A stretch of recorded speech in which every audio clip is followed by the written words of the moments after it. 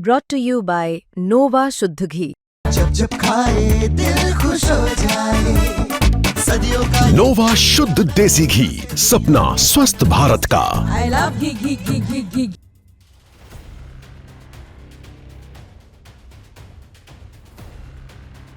सांप चाहे कितना भी चुपचाप क्यों न रेंग रहा हो, जहर उसके इरादों में हमेशा होता है। और ठीक ऐसा ही मामला सामने आया है गुजरात से, जहां आतंक की एक बड़ी साजिश को समय रहते ही नाकाम कर दिया गया। गुजरात एटीएस यानी कि एंटी टेररिज्म स्क्वाड को मिली है इस साल की सबसे बड़ी सफलता। एटीएस ने 3 ऐसे संदिग्ध आतंकवादियों को गिरफ्तार कर लिया है जो देश के कई हिस्सों में आतंकी हमले की साजिश रचने वाले थे। जी हां, तीनों को अडालज इलाके से गिरफ्तार किया जब वो एक दूसरे को हथियार सौंपने की कोशिश कर रहे थे। पिछले 1 साल से ये तीनों गुजरात एटीएस के रडार पर थे और अब वो जाल आखिरकार काम कर गया। गिरफ्तार किए गए तीनों आतंकी किसी पुराने आतंकी नेटवर्क से नहीं बल्कि एक नए मॉड्यूल से जुड़े हुए थे। जांच में सामने आया कि ये तीनों देश भर में फैले अपने कुछ साथियों के साथ हथियारों की सप्लाई और नए मॉड्यूल में भर्ती में लागू हुए थे।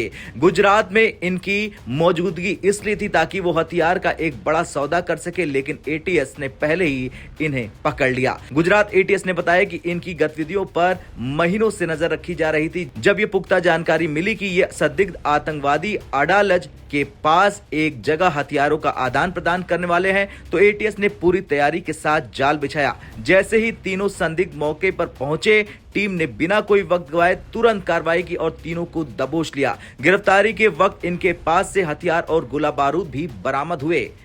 शुरुआती जांच में खुलासा हुआ कि ये आतंकी देश के अलग अलग हिस्सों में हमले की साजिश बना रहे थे।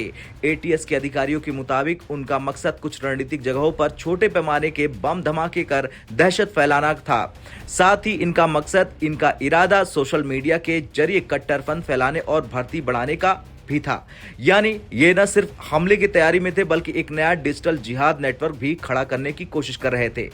ये पहली बार नहीं जब गुजरात एटीएस ने आतंकी नेटवर्क का भंडाफोड़ किया है। कुछ महीनों पहले ही एटीएस ने अलकायदा से जुड़े 4 संदिग्धों को गिरफ्तार किया था। उनके नाम थे मोहम्मद फाइक, मोहम्मद फरदीन, सैफुल्ला और जीशान अली। ये चारों फेक करेंसी, जिहाद विचारधारा फैलाने और ऑनलाइन कट्टरपंथी कंटेंट शेयर करने में शामिल थे।